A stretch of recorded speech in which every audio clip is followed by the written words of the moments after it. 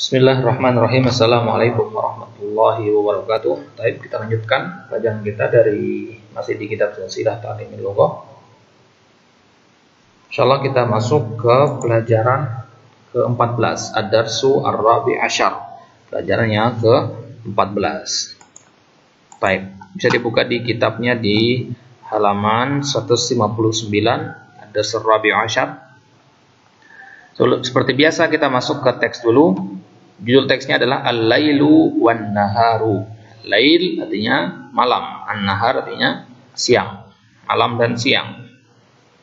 Baik, teksnya indama ya'til lailu ya'udun nasu ila manazilihim lirahati min amalin nahari. Indama ya'til lailu, ketika datang malam hari. Ya'udu artinya raja'a, kembali. Siapa yang kembali? Manusia. Kembali kemana? Manazilihim, ke rumah-rumah mereka. Manazil jamak dari manzilah, jamak dari manzil, ya. Manzil jamaknya mana? Manazil. Mereka kembali ke rumah-rumah mereka untuk rohah, untuk istirahat dari kerjaan an-nahar, di siang hari. Wa ja'alna naumakum subata wa ja'alna al-laila libasa. Wa kadzalika tuyur, begitu juga burung-burung. Tarji'u ila a'syashiha, mereka kembali ke a'syash. A'syash artinya sarang. Mereka enggak punya rumah burung, mereka punyanya sarang. Hayawanatu ta'udu ila hadhairiha, ya. Begitu juga hewan-hewan yang lain kembali ke hadhirah. Hadhirah artinya kandang, kembali ke kandangnya masing-masing, ya. Kalau hewan peliharaan misalkan sapi, nah kembali ke kandang sapi. Baik. Dhalamul laili syadidun. Dhalam artinya kegelapan. Kegelapan malam itu sangat pekat. Syadid artinya sangat. Ya, sangat apa? Sangat pekat. Ya, sangat gelap maksudnya. Ya. Jadi syadidun artinya sangat. Wa hina ma tagibu syamsu yadharul qamaru ahyanan. Tatkala matahari tagibu, nah, pergi, maka muncullah bulan terkadang. Ya, terkadang muncul bulan, kadang tidak. Ya, kalau tanggal 14-15 kan jelas bulannya. Wa nurul qamari hadiun. Cahaya bulan itu hadi, tenang. Ya, yaj'alul laila ka'annahu naharun. Menjadikan malam hari seolah-olah siang hari karena terangnya. Wa hina ma tadhharu syamsu yasta'iddun nasu liyaumin jadid. Tatkala matahari muncul, manusia bersiap-siap untuk hari yang baru.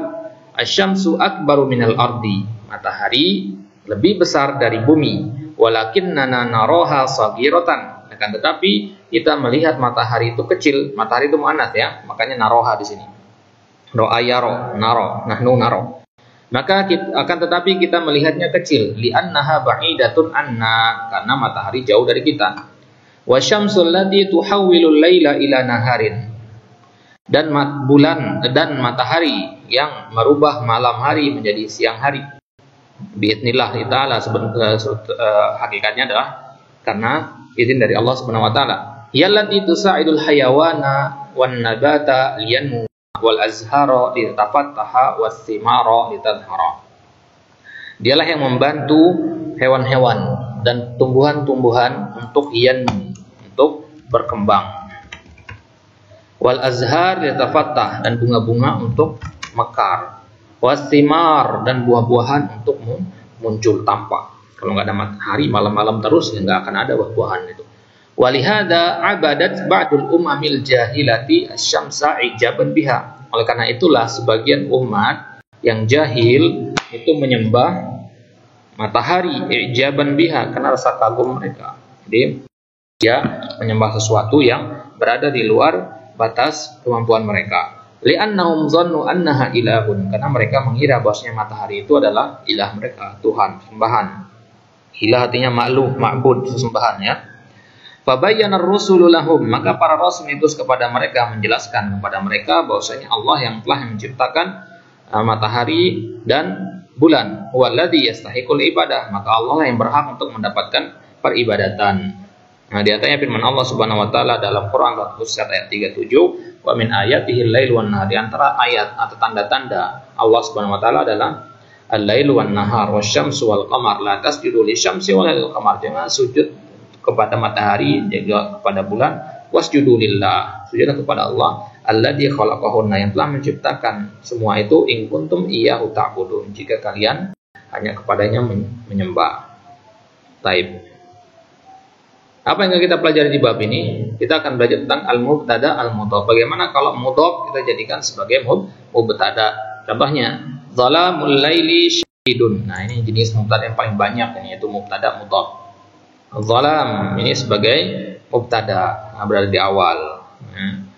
Zalam itu mubtada sekaligus sebagai mudhaf. Kemudian khabarnya syadidun. Zalamul lail, kegelapan malam. Kegelapan malam itu apa? Syadidun. Kenapa enggak lail sebagai khabarnya? Karena kalau kita kan kegelapan malam, iya kegelapan malam itu kenapa? Masih menyisakan pertanyaan. Berarti masih itu adanya khabar. Berarti dia sendiri bukan khabar. Berarti zalam mubtada sekaligus sebagai mudhaf, al-lail sebagai mudhafun ilaih. Ya, kemudian syadidun sebagai khabar. Ya. Nurul qamari hadiun, nur mudhaf sekaligus sebagai mubtada, mubtada sekaligus mudhaf. Al-qamar mudhafun ilaih, kemudian hadiun sebagai khabarnya, pelengkapnya. Nah, itu ya. Kaidahnya mengatakan ya'ti ba'dal mubtada'i ahyanan ismun yuwaddihul maqsuda minhu. Terkadang setelah mubtada ada datang satu kata benda yang menjelaskan maksud dari kata benda tersebut, dari mubtada tersebut. Wa hadzal ismu yusammal mudhaf ilaih, dan isim ini namanya mudhaf ilaih. Kalau kita katakan kitabun mufidun, itu enggak ada mudhaf ilaihnya. Tapi kalau kita mengatakan kitabun nahwi, kitabul fiqhi, kitabullahi mufidun, nah itu ada mudhaf ilaihnya. Dan fungsi mudhaf ilaih di situ adalah untuk apa? Yuwaddih al-maqsuda minhu, untuk menjelaskan, memperjelas maksud dari kata kitab itu. Wal ismul ladzi qablahu yusamma al-mudhaf. Kata pertamanya namanya mudhaf, kata kedua namanya mudhaf ilaih, dan mudhaf ilaih majrurun daiman. Itu harus dipahami ya. Mudhaf ilaih di mana-mana dia pasti majrur atau fi mahalli jarrin. Contohnya zalamul laili. Ya, kalau zalamul lailu enggak boleh, harus zalamul laili. Wa alamatul jar fi hadzal mitsal kasrah, dan alamat jar di sini adalah kasrah, karena alamat jar yang lain juga ada. Baik, contohnya apa? Contoh i'rab, zalamul laili syadidun, zalam mubtada marfu' bi dhammah wa huwa mudhaf. Setelah kita sebutkan mubtada marfu' bi dhammah, baru kita tambahkan wa huwa mudhaf. Al-lail mudhafun ilaih majrurun bil kasrah, syadid khabar mubtada marfu' bi dhammah. Sahal insyaallah.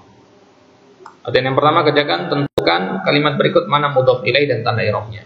Mana mudhaf ilaih dari kalimat ini? Nah, yang pertama ini. Yang kedua ini. Nah, itu seterusnya. Dilanjutkan nanti. Ya, dicari mudhaf ilaihnya saja. Kemudian ini lengkapi dengan mudhaf ilaih. Ya. Sunduk kotak. Kotak apa yang dekat? Nah, baridin atau al-baridi, dan mudhafun ilaih itu biasanya pakai alif lam. Ya, berarti al-baridi jawabannya. Berarti gampang, ini tinggal dipilih aja yang alif lam. Nah, dan seterusnya. Ya, ditulis di sini nanti. Baik, latihan yang ketiga, jadikan kata dalam kurung ini sebagai mudhafun ilaih. Berarti asjarul fawakihi. Nah, al-fawakihu jadi al-fawakihi, alif lam tambahkan di awal. Berarti kalau as-sukar jadinya fawaidus sukari katsiratun. Kemudian al-imam tambah al-masjid. Ingat, mudhaf itu nggak boleh pakai alif lam. Yang pakai alif lam itu mudhafun ilaih. Berarti ini dihapus. Imamul masjidi waqifun. Begitu juga alif lam yang ini. Semuanya harus dihapus ya. Semuanya harus dihapus alif lam itu. Baru ditambahkan ke mudhafun ilaihnya. Nah, yang keempat, rubah ini menjadi mudhafun ilaih. Al-hayyul ladzi tujad fihi as-sifat ba'idun. Nah, ini enggak usah ya. Ini enggak usah. Latihan yang keempat. Nanti kita tuliskan jawabannya. Baik, kemudian latihan yang kelima. Tariqul matori wasi'un. Jadi dari kata-kata ini antum buat menjadi mubtada mudhaf. Ya, bab misalkan babul masjidi maftuhun, gitu ya. Lanjutkan nanti. Ini dikerjakan latihan yang kelima. Latihan keenam di i'rab amil mat'amin nasyitun dan seterusnya. Sesuai dengan yang sudah kita pelajari tadi. Baik. Insyaallah Allah taala alam bisawab. Insyaallah kita lanjutkan di pertemuan selanjutnya. Subhanakallah wa bihamdik, asyhadu an la ilaha illa anta, astaghfiruka wa atubu ilaik. Assalamualaikum warahmatullahi wabarakatuh.